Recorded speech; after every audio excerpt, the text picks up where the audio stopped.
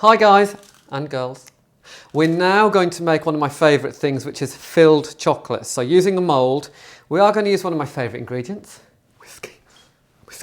And you need tempered chocolate, a professional mould. Don't use silicone moulds, they're too bendy and flimsy. These are about 15 quid each. Lots of websites and shops sell these.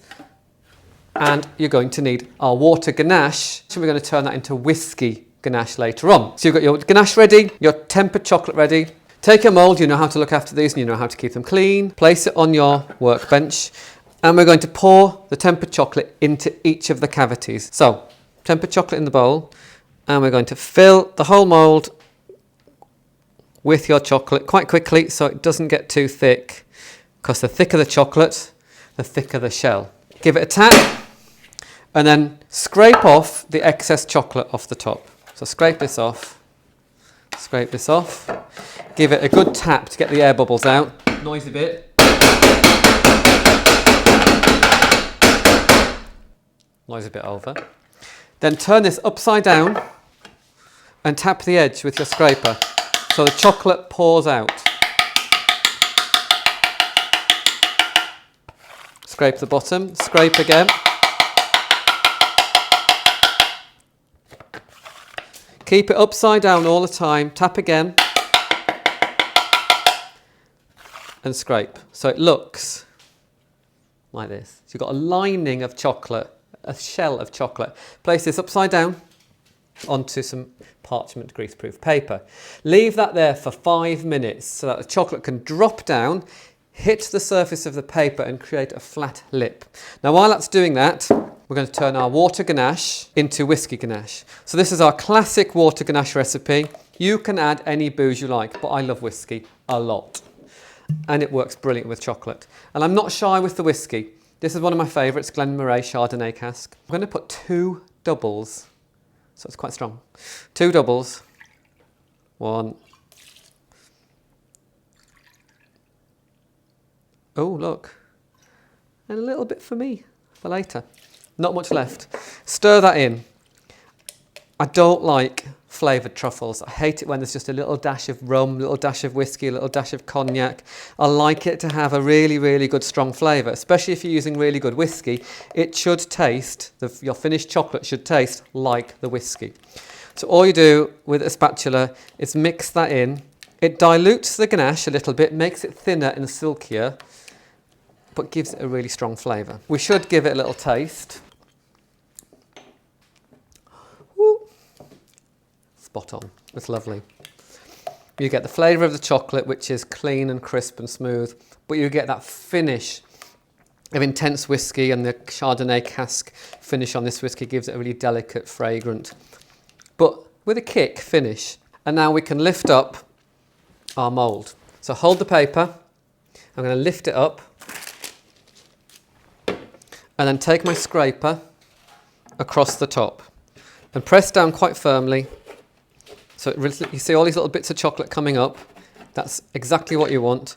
And it leaves this flat edge. So you've got these flat edges around each chocolate. That's what our base is going to stick to. So that goes in the fridge for about 10 minutes. 10 minutes is up. So grab your mould out of the fridge. Don't tip it up or all the shells will fall out. Place it flat on the bench and we need to get our ganache into a piping bag. So this is our lovely whiskey ganache, still slightly liquid. Pour it into a jug. This is just to make it a lot easier to handle. And I've made a piping bag with greaseproof paper. You can easily buy ready-made piping bags. I'm a bit old-fashioned. I love to make piping bags. Very sad, I know, but you sit down, watch a film, make 100 of these. We'll not talk about that. Fill your piping bag, seal the end over, and just cut a small amount off the bottom. Hold it this way up, otherwise everything will fall out. There we go. Then we're going to fill each shell just a couple of millimetres underneath the top. And I'm going to pinch the top like that to stop it coming out, and then let go and fill and stop. So squeeze my thumb and finger to make it stop. Work all the way along. Come up as far as you dare. Not right to the top because we need to get a base on to cap them off, to seal them in. So fill the last one. Just go over them if they're not quite full enough, using that last little bit of ganache out of the piping bag. Have a look at the mould, make sure that nothing is above. You can hold it up at the top of the mould. Give it a tap. Get the air bubble out. And you can either, two things you can do. One is leave this overnight to crust over. Crusting is when the top of the ganache sets all the way through so you can put chocolate on top. Or pop it back in the fridge for 10 minutes. 10 minutes is up, so our ganache should be set. Let's have a look. So if you tip the mould up, if the ganache does not move, then it's set. You can cap off. So this process is about sealing the ganache inside the chocolate, makes the chocolate last longer, and with whiskey you get about a month shelf life on this finished chocolate because the alcohol preserves it, and it also seals the ganache in so that you've got this lovely finished crisp shell on the outside. So what we do, hold the mould really steady, and we're going to spread tempered chocolate, so remember every time it needs to be tempered chocolate, across the bottom of the mould. Now it's the top at the minute, but when we turn the chocolate out it'll become the bottom. So we spread chocolate, you can take your time with this, spread it across, filling each cavity, making sure there are no air bubbles, and then we're going to scrape off the excess chocolate with our scraper, starting at one end. Along and along. Now do not be tempted to go over it again and again and again because you'll get a lumpy bottom. And the sign of a fantastic chocolate is this, a really shiny, smooth bottom on the chocolate. Now we're going to speed that setting up so the bottom sets just 2 or 3 minutes back in the fridge.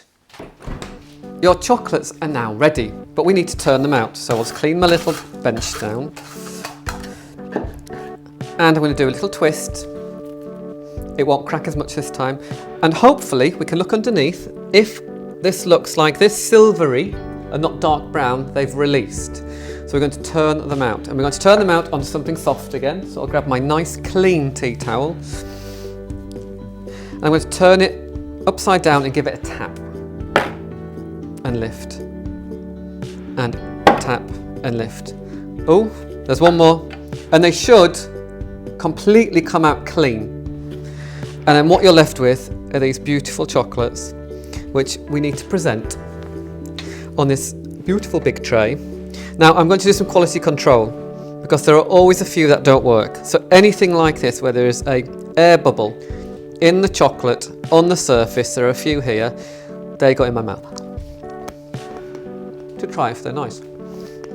The rest go on the tray. There's a lot of whiskey in there, it's good. Air bubbles, air bubbles. Quality control is important. There we go. Filled chocolate, beautiful shiny, eat at room temperature. Don't store them in the fridge, they will last a month in an airtight container. Remember, subscribe to my channel for more exciting recipes like this. Enjoy making chocolates. I'm having my second.